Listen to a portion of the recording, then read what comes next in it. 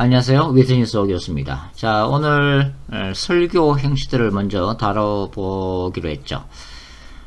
설교 유형에는 한 세 가지 종류로 말씀을 드릴 수가 있습니다. 첫 번째가 연역적 설교 방식이 있고, 두 번째가 기납적 설교 방식, 그리고 세 번째가 이 연역적 설교 방식과 기납적 설교 방식을 혼합한 그런 설교 방식인데요. 먼저 이 연역적 설교인 디덕티브 프리칭 방식은 그 설교의 서론의 핵심적인 아이디어나 주제, 설교하고자 하는 그 방향이 먼저 나타나게 됩니다. 그리고 이 서론에서 제시한 그 주제를 이 본론에서 증명해 나가는, 입증해 나가는 그런 방식이라고 말씀을 드릴 수가 있습니다. 쉽게 해서 그 조직신학적 방법이라고 할 수가 있죠. 어떤 주제를 먼저 제시하고 그것을 주어진 성경 본문 안에서, 그리고 이제 또 다른 성경 본문 속에서 이게 보완하면서 그것을 입증하거나 증거해 나가는 그런 방식으로 말씀을 드릴 수가 있습니다. 두 번째가 이제 기납적 설교인데요. 인덕티브 프리칭이라고 하죠. 이 기납적 설교 방식은 그 서론에서 설교의 목적이 나타나지 않습니다. 본론을 전개해 나가면서 어떻게 보면 설교를 듣는 청중들과 함께 오늘의 설교 주제를 함께 추적해 나가는 그런 방식이라고 할 수가 있습니다. 그러니까 청중들은 호기심을 가지고 설교자를 따라가게 되는 그런 방식이죠. 이 연역 기납적 설교 방식은 이렇게 혼합됐기 때문에 여러 가지 방식이 있는데, 한 예를 들면은 먼저 서론에서 그 연역적 방식을 택하는 것입니다. 그래서 먼저 주제를 얘기를 하고, 그 다음에 설교의 그 중간 정도까지는 그 주제를 본론 속에서 이것이 정당하다는 것을 계속 이제 입증해 나가고, 그 다음에 이제 설교의 중간 부분에서 그 설교의 주제, 아이디어, 또 결론을 먼저 내리는 거죠. 그리고 나서 이제 또 중반 이후부터는 다시 그 핵심적인 주제가 맞다는 것을 계속해서 또 추적해 나가는 방식, 또는 그 반대 방식도 가능하겠죠. 이런 방식을 이제 연역 기납적 또는 기납 연역적 설교 방식이라고 부릅니다. 그 외에 이제 설교자들이 자주 사용하는 방식 중에서 3대지 설교 방식이 있는데요. 한 예를 들어보도록 하죠. 에베소서 1장 3절부터 우리 14절 본문을 통해서 한번 살펴볼 텐데요. 에베소서 1장 3절부터 14절까지를 한번 찾아서 한번 읽어보도록 하죠. 에베소서 1장 3절부터 14절까지를 찾아서 같이 읽겠습니다. 자, 3절. 찬송하리로다 하나님 곧 우리 주 예수 그리스도의 아버지께서 그리스도 안에서 하늘에 속한 모든 신령한 복을 우리에게 주시되, 곧 장세전에 그리스도 안에서 우리를 택하사 우리로 사랑 안에서 그 앞에 거룩하고 흠이 없게 하시려고 5절 그 기쁘신 뜻대로 우리를 예정하사 예수 그리스도로 말미암아 자기의 아들들이 되게 하셨으니 이는 그가 사랑하시는 자 안에서 우리에게 거저 주시는 바 그의 은혜의 영광을 찬송하게 하려는 것이라. 7절 우리는 그리스도 안에서 그의 은혜의 풍성함을 따라 그의 피로 말미암아 속량 곧 죄사함을 받았느니라. 이는 그가 모든 지혜와 총명을 우리에게 넘치게 하사 그 뜻의 비밀을 우리에게 알리신 것이요 그의 기쁘심을 따라 그리스도 안에서 때가 찬 경륜을 위하여 예정하신 것이니 10절 하늘에 있는 것이나 땅에 있는 것이 다 그리스도 안에서 통일되게 하려 하심이라. 모든 일을 그의 뜻의 결정대로 일하시는 이의 계획을 따라 우리가 예정을 입어 그 안에서 기업이 되었으니 이는 우리가 그리스도 안에서 전부터 바라던 그의 영광의 찬송을 되게 하려 하심이라. 그 안에서 너희도 진리의 말씀 곧 너희의 구원의 복음을 듣고 그 안에서 또한 믿어 약속의 성령으로 인치심을 받았으니 14절 이는 우리 기업의 보증이 되사 그 얻으신 것을 성령하시고 그의 영광을 찬송하게 하려 하심이라. 자, 오늘 이 본문을 여러가지 방식으로 설교를 할 수가 있는데요. 그 중에서 한 3대지 설교 방식을 한번 소개를 해드리도록 하겠습니다. 자, 여기 이제 3절을 읽어보시면 이 3절이 찬송하리로다. 바로 옥중서신이죠. 바울이 옥에서 에베소 교회의 성도들을 대상으로 보낸 이 편지에서 먼저 하나님을 찬양하는 것으로부터 시작하는 본문인데요. 3절에 보시면은 이 찬송하리로다. 하나님을 찬양하는 그 이유가 예수 그리스도 안에서 하나님이 주신 복 때문에 하나님을 좀 찬송한다고 기록을 하고 있죠. 그래서 이 3절부터 14절까지의 주제절을 바로 3절로 볼 수가 있습니다. 그리스도 안에서 복 주심을 찬양하는 것이 바로 핵심적인 아이디어라고 말씀을 드릴 수가 있죠. 그리고 이제 4절부터 14절까지는 그리스도 안에서 주신 여러 가지 복을 거론하면서 하나님께 찬양을 드리는 내용으로 구성이 되어 있는데요. 여러분들이 잘 보시면 이제 이 6절 보시면 후반절에 그의 은혜의 영광을 찬송하게 하려는 것이다. 이런 주제가 나타나죠. 그리고 또 12절에 보시면 이는 우리가 그리스도 안에서 전부터 바라던 그의 영광의 찬송이 되게 하려 하십니다. 역시 이제 찬송의 그 주제가 나타나고, 그 다음에 14절에도 보시면 후반절에 그의 영광을 찬송하게 하려 하심이라. 그래서 이 3대지를 이 찬송한다고 하는 내용을 주제를 중심으로 해서 한 3개로 단락을 구성을 할 수가 있습니다. 첫 번째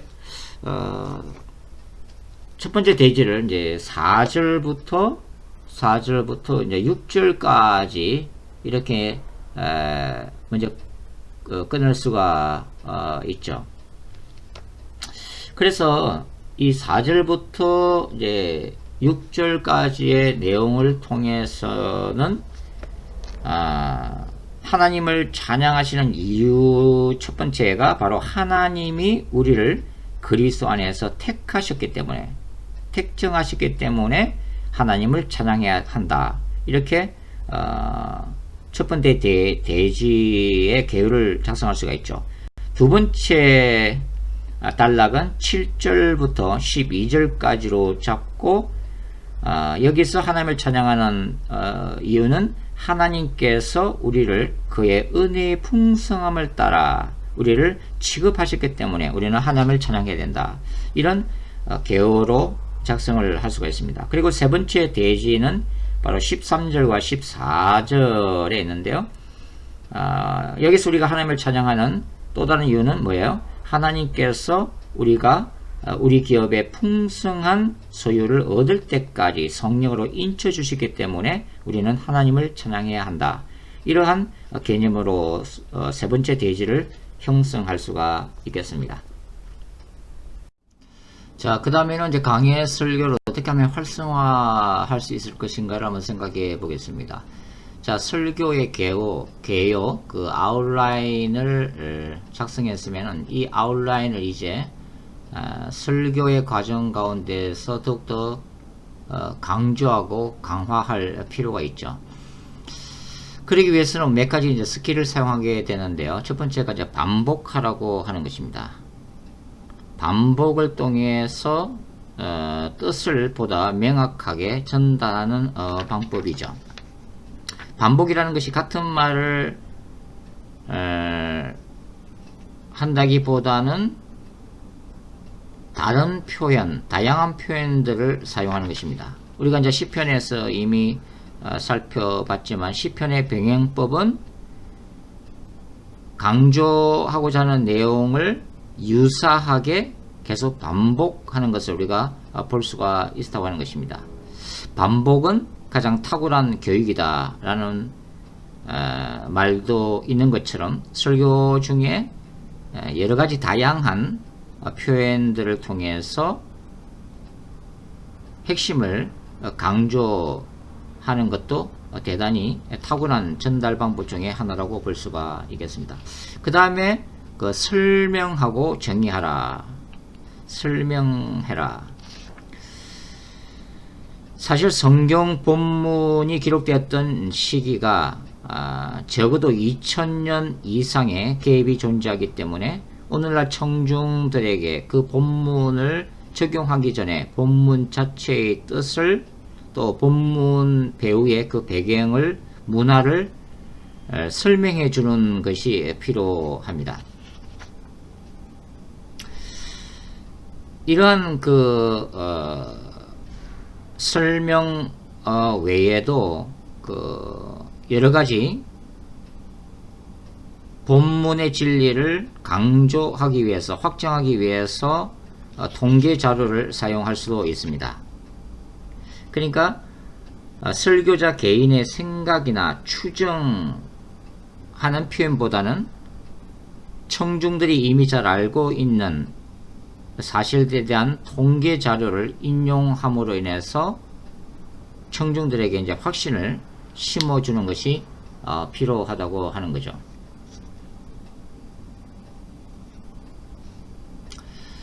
그 다음에 청중들에게 익숙한 그 책이나 또 권위 있는 연구 결과들을 또 인용하는 것도 효과적일 수가 있습니다. 예를 들면은 그 행복이라고 하는 주제를 선정했다고 한번 가정해 보죠. 그러면은 다양한 성경 본문들 중에서 창세기 2장과 3장을 설교한다고 가정을 해 봅시다. 창세기 2장과 3장은 어떤 본문이죠? 바로 아담과 하와의 타락을 다루는 본문이죠. 그리고 아담과 하와가 타락함으로 인해서 에덴 동산으로부터 추방함으로 인해서 초래된 인생의 불행을 얘기를 하고 있습니다. 그러니까 행복이라고 하는 주제를 우리가 설교하고자 할 때 창세기 2장과 3장을 인용할 수가 있습니다. 창세기 2장과 3장을 인용하는 이유는 바로 인간이 행복해지지 못하고 불행해진 이유가 바로 타락이라고 하는 하나님과의 관계가 단절된 그 결과라는 것을 강조하기 위해서인데요. 그럴 때에 바로 이 행복이라는 주제를 염두에 두고서 서론을 예를 들면 이렇게 시작할 수가 있겠죠. 사랑하는 성도 여러분, 여러분은 오늘 아침 행복하십니까? 여러분들은 행복에 대해서 어떻게 생각하십니까? 이런 질문을 던짐으로써 시작할 수가 있겠죠. 그리고 그 서론 부분에서 책을 이렇게 이제 인용을 할 수가 있습니다. 예를 들면 이렇게 진행할 수가 있죠. 하버드 행복 수업이라는 책이 있습니다. 이 책은 하버드 대학교 교수들이 연구한 행복의 핵심을 담은 책입니다. 이 책은 행복에 대해서 이렇게 이야기합니다. 경제적이고 물질적인 풍요로움을 추구하는 것은 나쁜 일이 아니다. 몸과 마음이 안전하고 안심할 수 있는 생활, 꿈에 그리던 생활을 영위하기 위해서 돈은 불가결한 요소다. 하지만 물질을 최우선시해서 돈을 남보다 더 많이 번다고 해서 더 행복해지는 것은 아니다. 물질적 풍요를 누리면서도 탐닉에 빠지지 않기 위해서는 자신이 부의 쳇바퀴를 돌고 있는 것은 아닌지 살펴보고 만약 그렇다면 그 생활에서 당장 내려와야 한다. 이렇게 이 책은 얘기하고 있습니다. 또 다른 하버드 교수진의 연구에 의하면 인간의 행복은 인간관계 속에서의 평화로부터 온다고 주장하기도 합니다. 이것은 직장에서의 원만한 인간관계, 가정에서는 가족들 간의 소통이 있는 인간관계로부터 행복을 느낀다는 의미이기도 하지요. 우리가 잘 아는 사회학 이론처럼 인간을 사회적 동물로 규정하는 이유이기도 합니다. 참된 인간의 행복은 물질이나 사회적 지위가 아닌 인간 사이의 행복한 관계가 인간이 행복함을 느끼는 주된 통로라는 것입니다. 이 연구 결과는 또한 성경이 제시하는 것과도 일치합니다. 인간은 어떻게 행복할 수가 있을까요? 태초로 타임머신을 타고 돌아가 보도록 하겠습니다. 바로 저와 여러분 잘 알고 있는 아담과 하와의 타락 이야기입니다. 이렇게 서론을 한번 구성해 볼 수도 있겠습니다. 그리고 계율을 강화하는 방법 중 하나가 또 이야기체로 이끌어가는 구성 방법도 있죠. 내러티브 이야기체는 누구에게나 친근하고 익숙하고 재미가 있기 때문입니다. 사실 성경에서도 이 모세 오경이나 또 역사서 그리고 신약의 복음서가 다 이야기체로 되어 있죠. 그리고 적절한 예화를 사용하는 것도 이 강의 설교를 활성화하는 하나의 방법이 될 수가 있습니다. 저도 이 예화를 사용하는 것을 좀 익숙치 못한데요. 뛰어난 설교자들은 평소에 책을 읽으면서 또 이야기를 들으면서 굉장히 감동적인 그런 예화가 있으면은 바로 작성하는 습관들을 가지고 있습니다. 그래서 설교자마다 예화 파일을 만드는 것이죠. 그래서 컴퓨터에다가 그런 얘기들을 시간 나는 대로 기록을 하고 그 다음에 카테고리를 만들어서 나중에 그 설교할 때에 그 설교 주제에 맞는 그 예화를 그때그때마다 끄집어내서 참고를 하면은 대단히 효과적인 메시지를 전할 수 있는 도구가 되기도 합니다.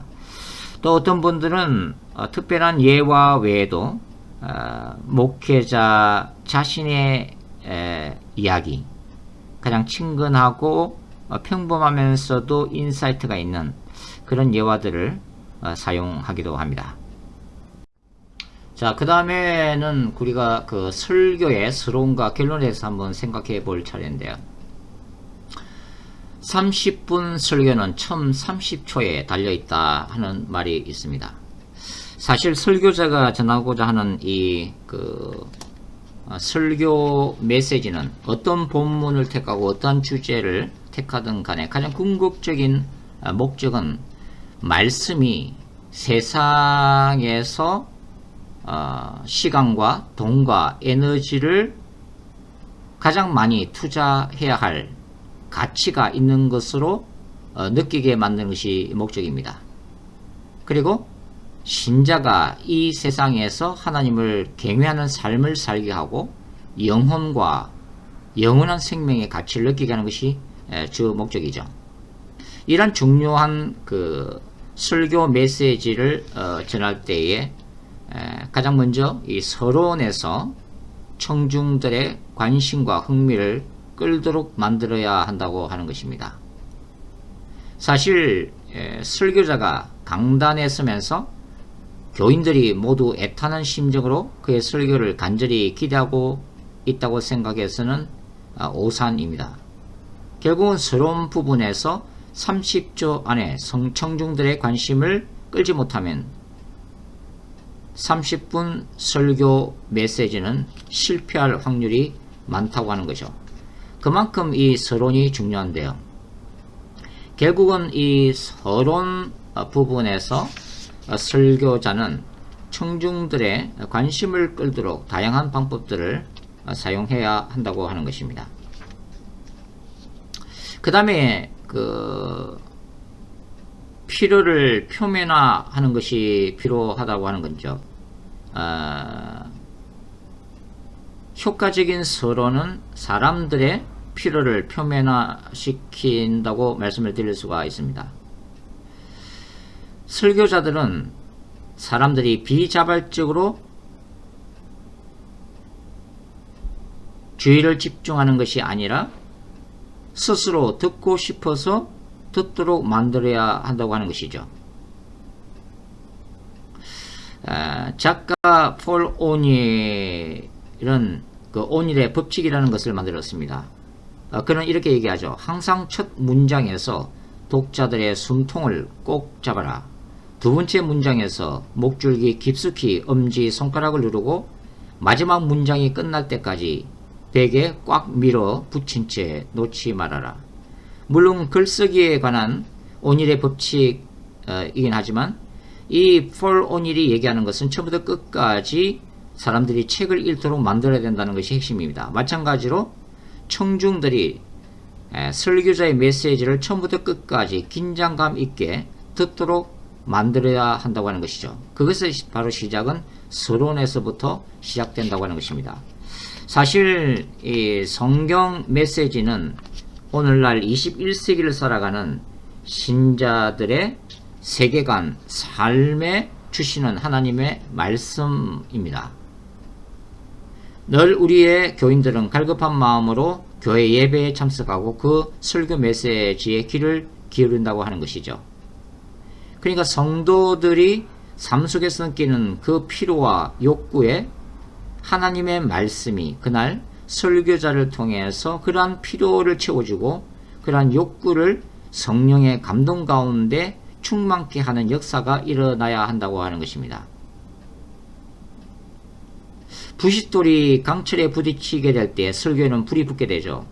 즉 사람들이 가진 문제를 부싯돌이라고 하고 하나님의 말씀을 강철에 비유한다면 이 양자가 충돌하여 불꽃이 튈 때 이 불꽃은 사람들의 심정 속에 타오르게 된다고 하는 것입니다.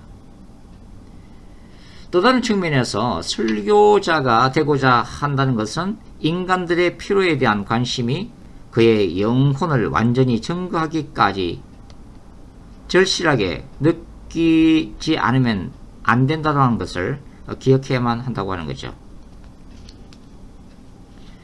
그러한 교인들의 욕구와 영적인 필요를 채워주기 위해서 메시지가 효과적으로 전달되어야 되기 때문에 설교자는 늘 서론에서부터 신경을 써야 한다고 하는 것입니다. 따라서 설교의 처음 부분에서 설교자가 회중들에게 그들 자신들의 문제에 관해 이야기하고 있음을 깨닫게 해줘야 한다고 하는 거죠. 그는 의문을 제시하고 문제가 무엇인가를 입증하고 필요를 밝히고 성경 본문이 다루고 있는 중요한 문제를 보여줘야 한다고 하는 것입니다. 따라서 적용은 결론 부분에서가 아니라 바로 서론 단계에서부터 시작해야 한다고 하는 것이죠. 설교자의 설교 사역에 있어서 중요성은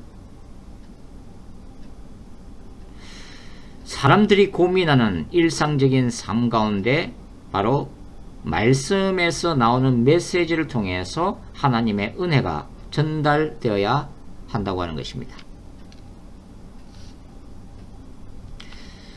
청중들이 이 예배 시간에 과연 오늘 특수한 상황에 있는 나를 향한 하나님의 뜻이 무언가라고 하는 것에 대해서 그날 메시지를 통해서 분명한 전달이 이루어져야 한다고 하는 것이죠. 따라서 효과적인 설교들은 청중들을 하여금 계속 긴장감을 갖게 만든다는 것입니다. 즉 설교가 끝나려면 무엇인가가 더 말해져야 한다는 느낌을 청중들이 유지하도록 만들어야 한다고 하는 것이죠. 이것이 결코 쉬운 문제는 아닙니다. 그러나 그럼에도 불구하고 설교자가 이 문제를 가지고 지속적으로 노력하는 것이 필요하다고 하는 거죠. 자, 결론 부분은 프로페셔널들은 언제 이 프로젝트를 끝내야 될지 알고 있는 것처럼 설교자들도 어느 시점에서 설교 메시지를 마무리해야 하는가 하는 것을 알고 있어야 한다고 하는 것입니다.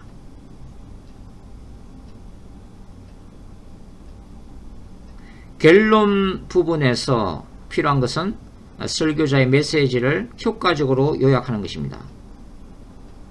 이 요약이라는 것이 같은 메시지를 계속해서 반복하고 되풀이한다는 것을 의미하는 것이 아닙니다.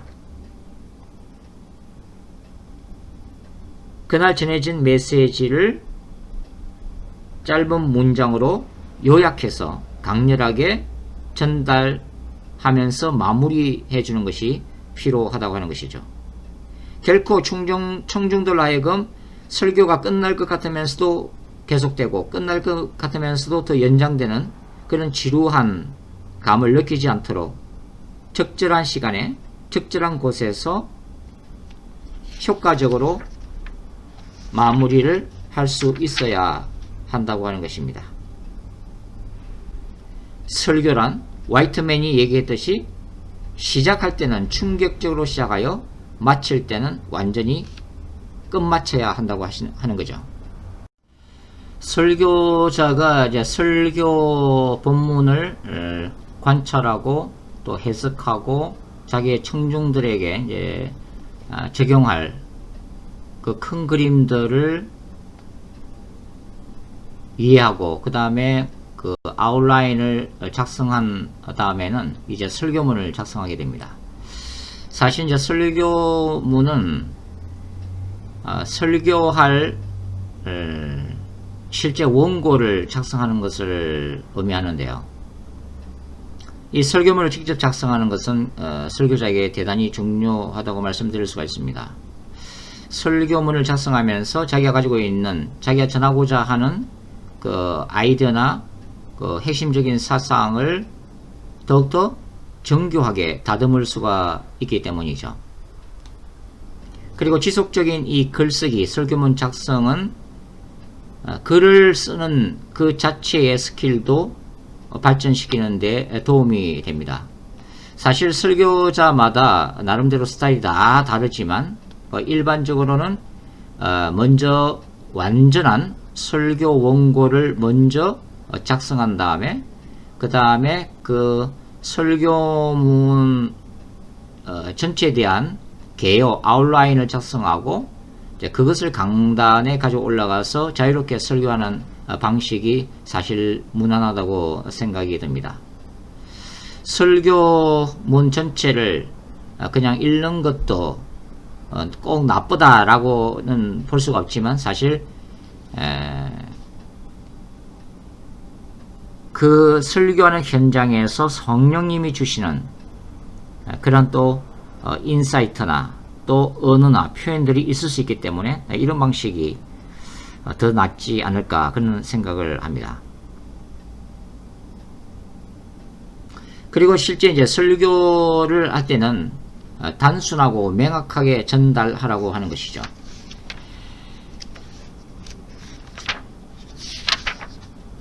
즉 단순한 문장 구조로 구성을 하고 그 다음에 짧은 문장들을 구체로 전달해야 되고 신학적인 이런 용어들보다는 단순한 일상적인 언어로 전달하는 것이 사실 필요하다고 하는 것이죠. 그리고 직접적인 표현이나 또 때로는 찰스 스펄전처럼 시각적인 언어를 사용해서 듣는 청중들에게 그림을 그려주는 이런 표현들도 대단히 효과적이라고 볼 수가 있습니다.